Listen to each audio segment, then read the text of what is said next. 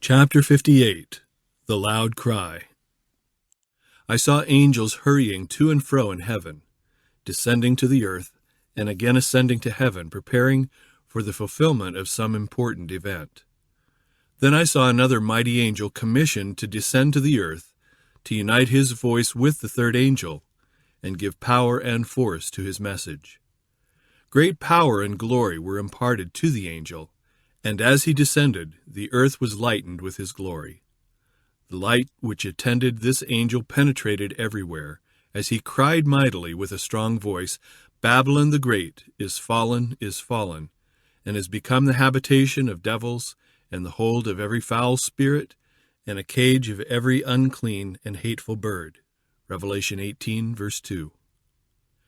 The message of the fall of Babylon, as given by the second angel, is repeated with the additional mention of the corruptions which have been entering the churches since 1844. The work of this angel comes in at the right time to join in the last great work of the third angel's message as it swells to a loud cry, and the people of God are thus prepared to stand in the hour of temptation, which they are soon to meet. I saw a great light resting upon them, and they united to fearlessly proclaim the third angel's message. Angels were sent to aid the mighty angel from heaven, and I heard voices which seemed to sound everywhere. Come out of her, my people, that you be not partakers of her sins, and that you receive not of her plagues. For her sins have reached unto heaven, and God hath remembered her iniquities. Revelation 18, verses 4 and 5. This message seemed to be an addition to the third message, joining it as the midnight cry joined the second angel's message in 1844. The glory of God rested upon the patient, waiting saints, and they fearlessly gave the last solemn warning, proclaiming the fall of Babylon and calling upon God's people to come out of her, that they might escape her fearful doom.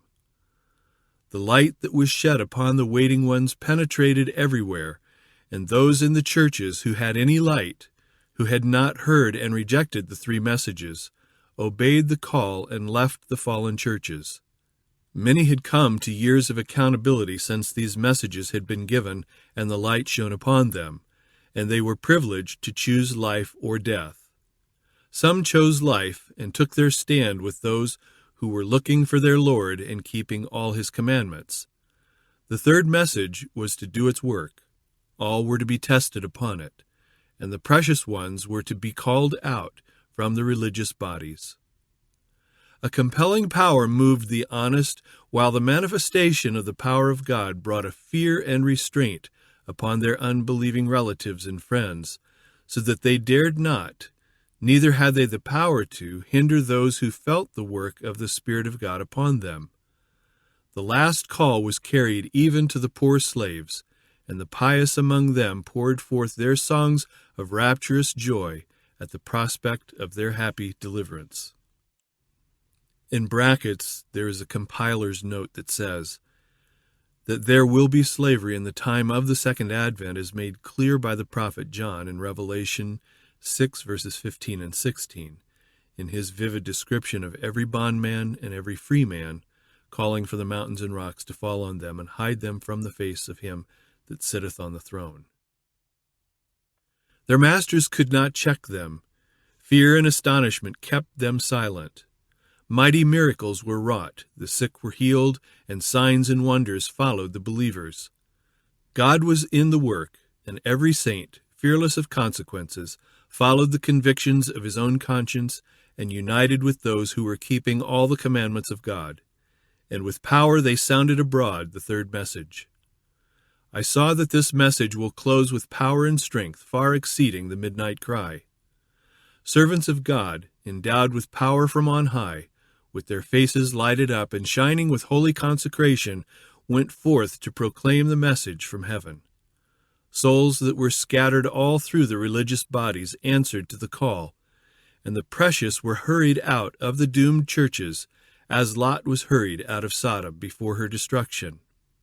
God's people were strengthened by the excellent glory which rested upon them in rich abundance and prepared them to endure the hour of temptation. I heard everywhere a multitude of voices saying, Here is the patience of the saints.